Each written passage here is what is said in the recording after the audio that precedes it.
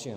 સ્વાધ્યાયના 2.28 નંબરના દાખલાની રકમ જુઓ। રકમમાં તમને કીધેલું છે કે દર્શાવો એટલે સાબિત કરવાનું છે આપણે કે સમાંતર પ્લેટ કેપેસિટરની દરેક પ્લેટ પર લાગતા બળનું મૂલ્ય 1/2 QE છે।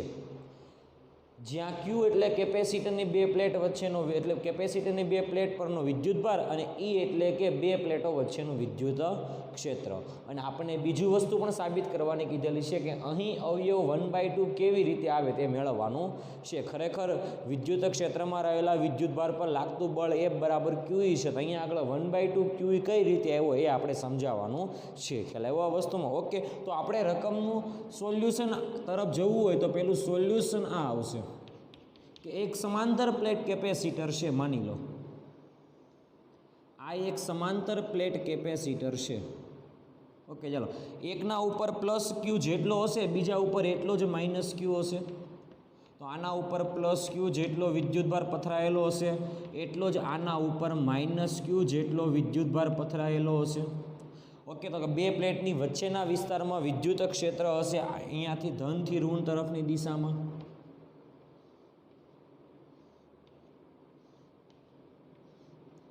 અને બે પ્લેટની વચ્ચેના વિસ્તારમાં વિદ્યુત ક્ષેત્ર હશે કેટલું? તો કે વિદ્યુત ક્ષેત્ર E બરાબર સિગ્મા અપોન એપ્સાઇલોન 0 જેટલું વિદ્યુત ક્ષેત્ર હશે। ખ્યાલ આવ્યો આ વસ્તુમાં વિદ્યાર્થી મિત્રો? ઓકે, ચાલો એમાંથી સિગ્માને સૂત્રનો કરતા બનાવીએ તો સૂત્ર બનશે E ઇન્ટુ એપ્સાઇલોન 0। આને આપણે સમીકરણ નંબર 1 આપી દઈએ કે વિદ્યુતભારની પૃષ્ઠ ઘનતા છે। ખ્યાલ આવ્યો આ વસ્તુમાં? ઓકે, ચાલો હવે આપણે શું કરવાનું છે ખબર છે કે હવે તમારે આ બે પ્લેટ વચ્ચેનું અંતર માની લો કે પહેલાં D જેટલું હતું, હવે તમારે બે પ્લેટ વચ્ચેનું અંતર થોડુંક વધારવાનું છે। ખ્યાલ આવ્યો? કેટલું અંતર વધારવાનું છે? તો માની લો કે ડેલ્ટા એક્સ જેટલું અંતર વધારીએ, પણ એ અંતર જે છે એ વિદ્યુત ક્ષેત્રને એટલે અંતર વધારવા માટે આ પ્લેટને આપણે ખસેડવી પડે, અને આ પ્લેટને ખસેડવી હોય અથવા આ બે પ્લેટ વચ્ચેનું અંતર વધારવું હોય તો આપણે કાર્ય કરવું પડશે। અને એ કાર્ય કઈ રીતે કરવાનું? તો કે બાહ્ય વિદ્યુત ક્ષેત્રની વિરુદ્ધમાં, એટલે અહીંયા આગળ જે વિદ્યુત ક્ષેત્ર છે એ વિદ્યુત ક્ષેત્રની વિરુદ્ધમાં આપણે બે પ્લેટ વચ્ચેનું અંતર વધારવા માટે કાર્ય કરવું પડશે। તો હવે આપણે કહી શકાય કે માની લો ધારો કે અહીં વિદ્યુત ક્ષેત્રની વિરુદ્ધમાં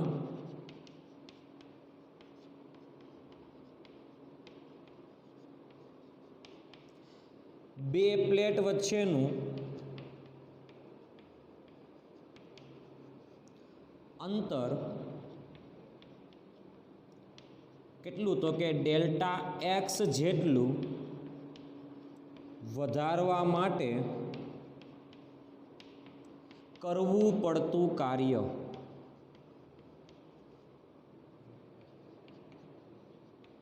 W કાર્ય એટલે બળ ગુણ્યા સ્થાનાંતર, બળ આપવું પડે F ઇન્ટુ ડેલ્ટા એક્સ જેટલું સ્થાનાંતર થાય છે એટલે કાર્ય કેટલું આવશે? W બરાબર F ડેલ્ટા એક્સ। એ કરેલું કાર્ય જે છે એ કેપેસિટરની બે પ્લેટ વચ્ચેના વિદ્યુત ક્ષેત્રમાં સ્થિતિ ઉર્જા સ્વરૂપે સંગ્રહ પામશે। ખ્યાલ આવ્યો આ વસ્તુમાં વિદ્યાર્થી મિત્રો? ઓકે, તો આપણે કહી શકાય કે થયેલું કાર્ય બે પ્લેટની વચ્ચેના વિસ્તારમાં વિદ્યુત ક્ષેત્ર છે એમાં કાર્ય જે છે એ સ્થિતિ ઉર્જા સ્વરૂપે સંગ્રહ પામે છે। તો આપણે આગળ વાક્ય લખી શકાય કે આટલું કાર્ય સ્થિતિ ઉર્જા સ્વરૂપે સંગ્રહ પામશે। તો સ્થિતિ ઉર્જા આવશે U બરાબર F ડેલ્ટા એક્સ। આને આપણે કહી શકાય સમીકરણ નંબર 1। ખ્યાલ આવ્યો આ વસ્તુમાં વિદ્યાર્થી મિત્રો? ઓકે, તો ઇન શોર્ટ આપણે એવું કહી શકાય કે બે પ્લેટ વચ્ચેનું અંતર આટલું હતું, હવે અંતર વધી જાય છે। ધ્યાનથી જોજો બરાબર, બે પ્લેટ વચ્ચેનું અંતર D હતું, હવે અંતર વધી જાય એટલે નવી આકૃતિ આપણે દોરવી હોય તો આ રીતે દોરી શકાય। ઓકે, એટલે બે પ્લેટ વચ્ચેનું અંતર પહેલાં સ્મોલ d હતું, હવે ડેલ્ટા એક્સ જેટલું વધી ગયું। ઓકે, પહેલાં બે પ્લેટ વચ્ચેનું અંતર સ્મોલ d હતું, હવે બે પ્લેટ વચ્ચેનું અંતર ડેલ્ટા એક્સ જેટલું વધી ગયું। ખ્યાલ આવ્યો? એટલે કે આપણે કહી શકાય કે આ પ્લેટનું ક્ષેત્રફળ એ છે, આ પ્લેટનું જે ક્ષેત્રફળ છે એ છે, અને આટલું અંતર જે છે એ ડેલ્ટા એક્સ છે, એટલે આટલો જે કદ ખંડ આવે, ધ્યાન આપજો બરાબર, આ બે કેપેસિટરની બે પ્લેટ હશે અને એ બે પ્લેટ વચ્ચેનું અંતર થોડુંક વધારી દઈએ એટલે પહોળાઈ વધશે, ક્ષેત્રફળ તો હતું ને એટલું, એટલે કે કદમાં વધારો થશે. કેટલો થશે? તો કે એ ડેલ્ટા એક્સ જેટલો વધારો થશે, ક્ષેત્રફળ એ ડેલ્ટા એક્સ જેટલો વધારો થશે, એટલે કે કદમાં થતો વધારો કેટલો છે? એ ડેલ્ટા એક્સ જેટલો છે. ખ્યાલ આવ્યો આ વસ્તુમાં વિદ્યાર્થી મિત્રો? ઓકે, તો અહીં આપણે કહી શકાય કે બે પ્લેટ વચ્ચેનું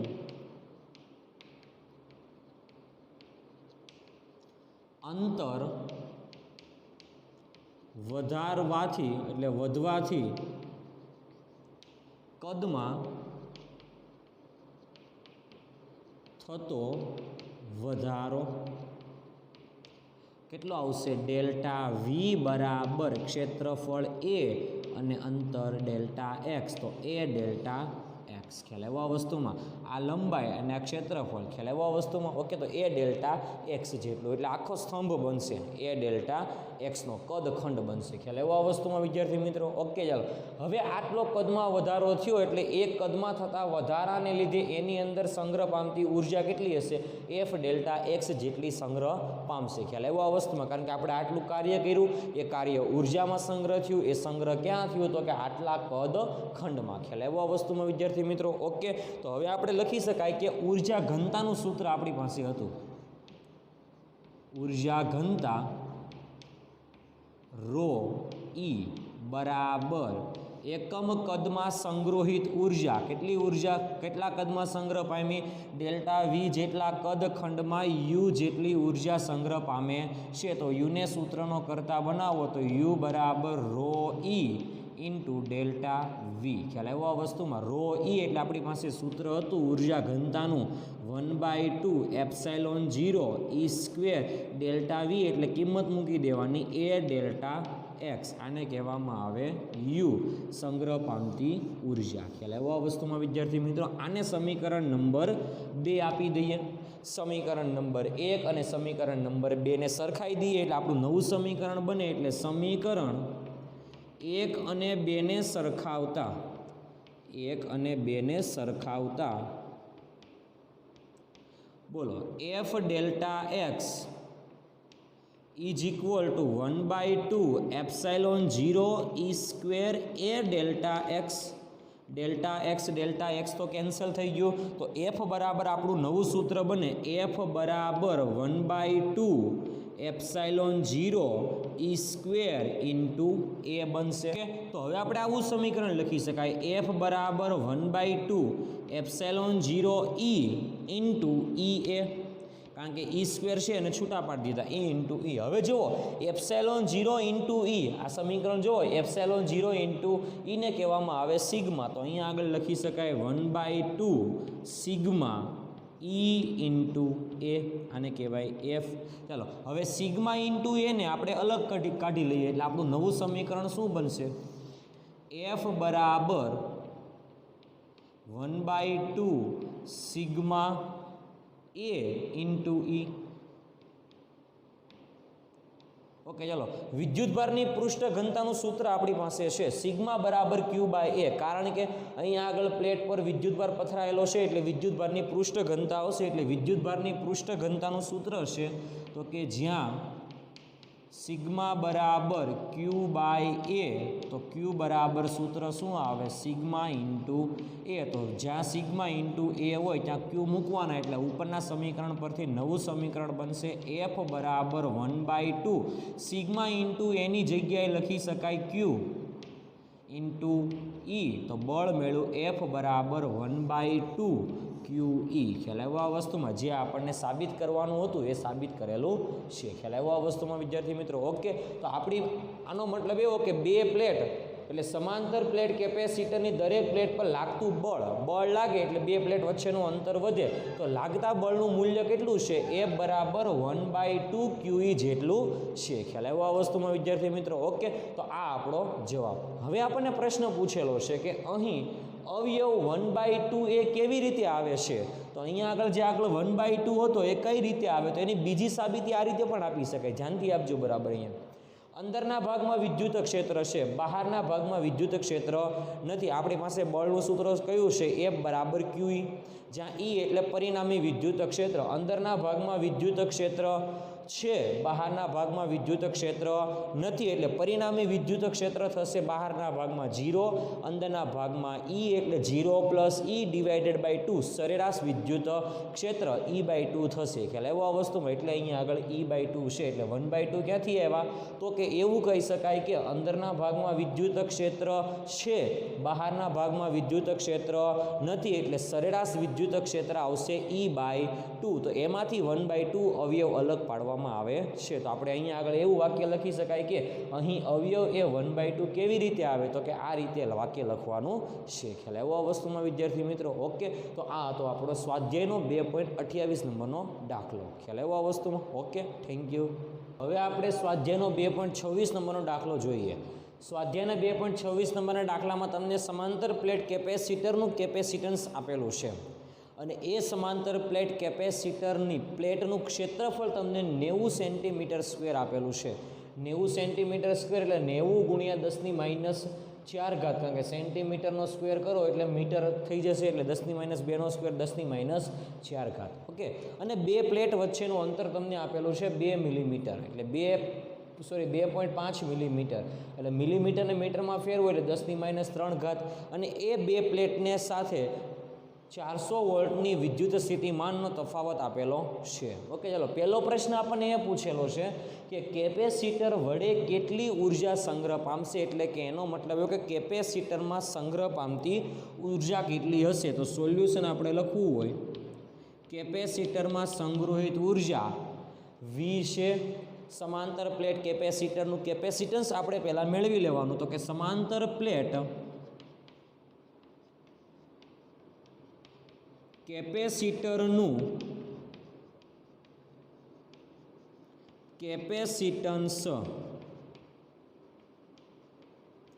C બરાબર ε0A/d. ખ્યાલ આવ્યો? ε0 એટલે 8.85 ગુણ્યા 10⁻12.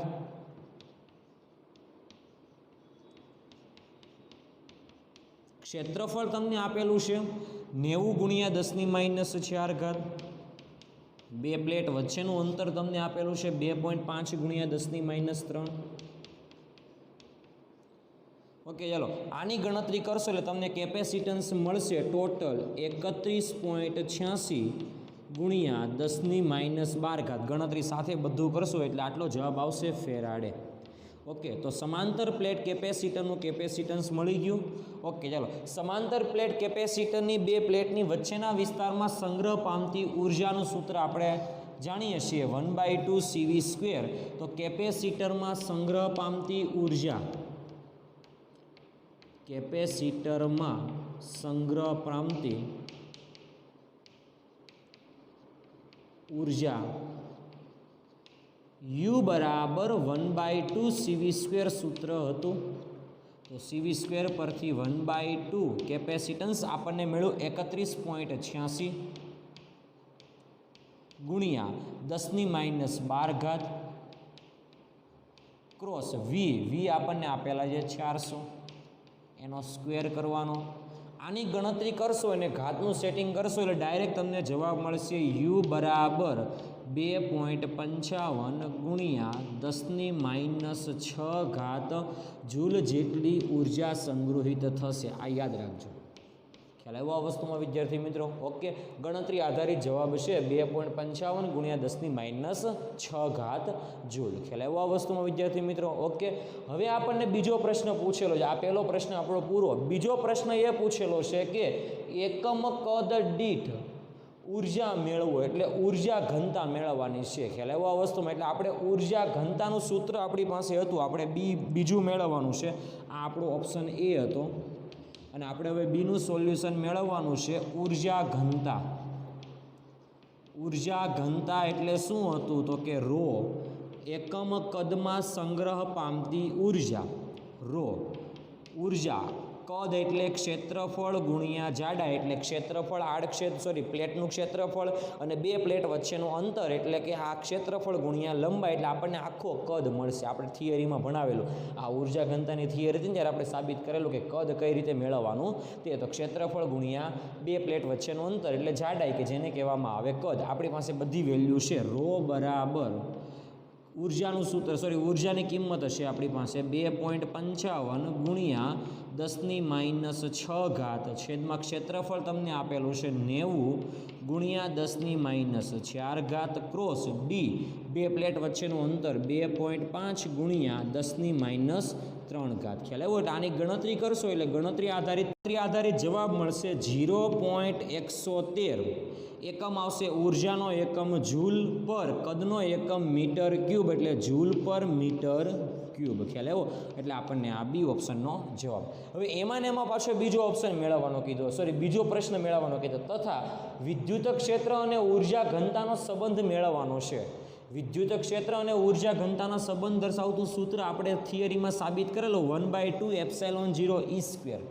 એ આપણે ફરીવાર સાબિત કરવાનું છે. થિયરીમાં પણ એકવાર સાબિત કરેલું છે, અહીંયા પણ એકવાર સાબિત કરાવું છું. ઉર્જા ઘનતા એટલે ધ્યાન આપજો, ઉર્જા ઘનતા બરાબર સૂત્ર હતું ઉર્જાના છેદમાં કદ એટલે એકમ કદમાં સંગ્રહ પામતી ઉર્જાને ઉર્જા ઘનતા કહેવાય. રો ઈ ઉર્જા યુ કદ વી, રો ઈ ઉર્જા યુ બરાબર 1/2 CV².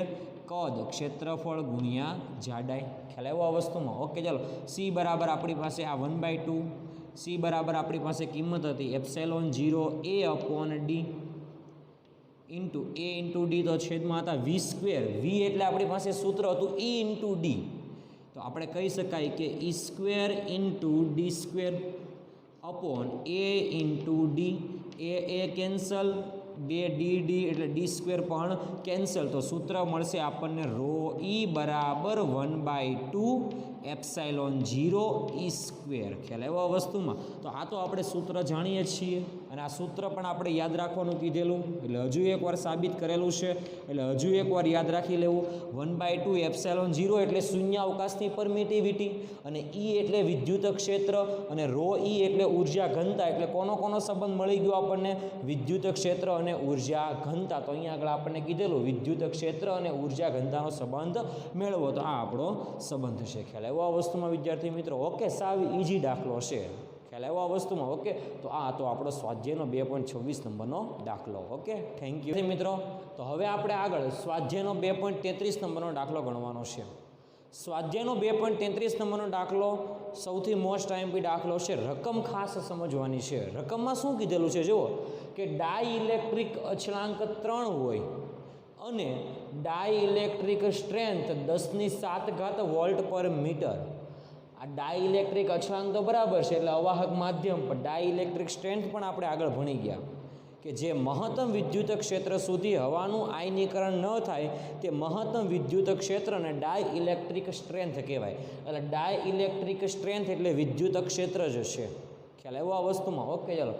10⁷ વોલ્ટ પર મીટર અને વી બરાબર 1 કિલોવોલ્ટ રેટિંગ ધરાવતા સમાંતર પ્લેટ કેપેસિટરની રચના કરવાની છે. એટલે આપણે સમાંતર પ્લેટ કેપેસિટર બનાવવાનું છે.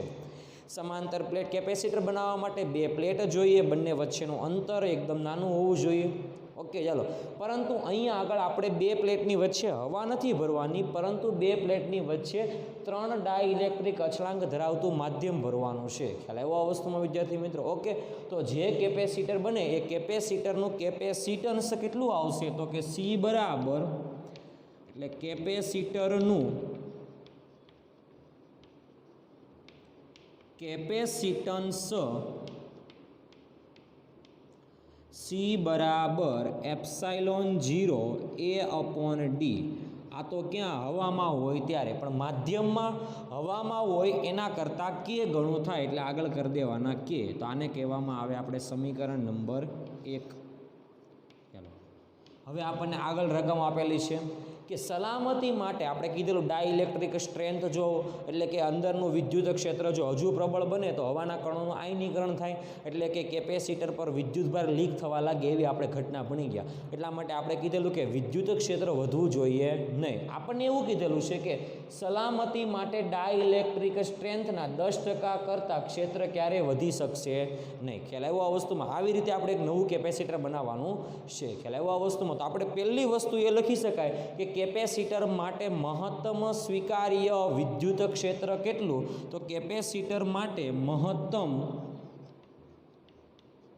સ્વીકારી શકે તેવું વિદ્યુત ક્ષેત્ર એટલે એને કહેવાય મહત્તમ સ્વીકાર્ય વિદ્યુત ક્ષેત્ર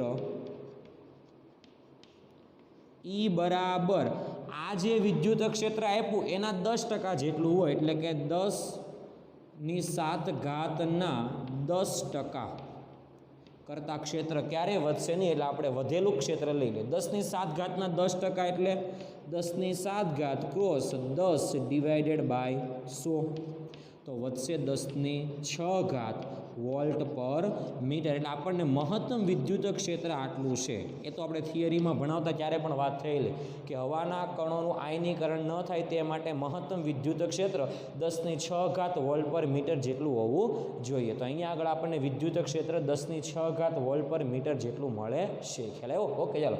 હવે આપણને વિદ્યુત સ્થિતિમાન આપેલું છે એટલે મહત્તમ સ્વીકાર્ય વિદ્યુત સ્થિતિમાન એ જ છે. તો એને પણ એવું જ કહેવાય મહત્તમ વિદ્યુત સ્થિતિમાન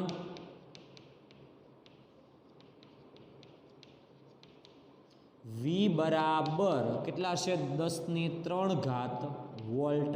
કેમ? તો કે 1 કિલો વોલ્ટ એટલે 10⁻³ વોલ્ટ. ખ્યાલ આવ્યો આ વસ્તુમાં? ઓકે, ચાલો. હવે આપણને કીધેલું છે કે ક્યારેક ક્ષેત્ર વધી શકશે નહીં. 50 પાઇકોફેરાડ એનું કેપેસિટન્સ મેળવવા માટે પ્લેટનું ક્ષેત્રફળ કેટલું રાખવું જોઈએ? ખ્યાલ આવ્યો? તો આપણે કેપેસિટન્સ આપેલું છે, કે આપેલા છે, એપ્સિલોન 0 ખબર છે, એ મેળવવાના છે. એટલે આપણને ખાલી બે પ્લેટ વચ્ચેનું અંતર ઘટે છે. ઓકે, તો એ આપણને પણ મળી જશે. વિદ્યુત ક્ષેત્ર આપ્યું, સ્થિતિમાન આપ્યું, એટલે આપણી પાસે સંબંધ છે V બરાબર ED પરથી.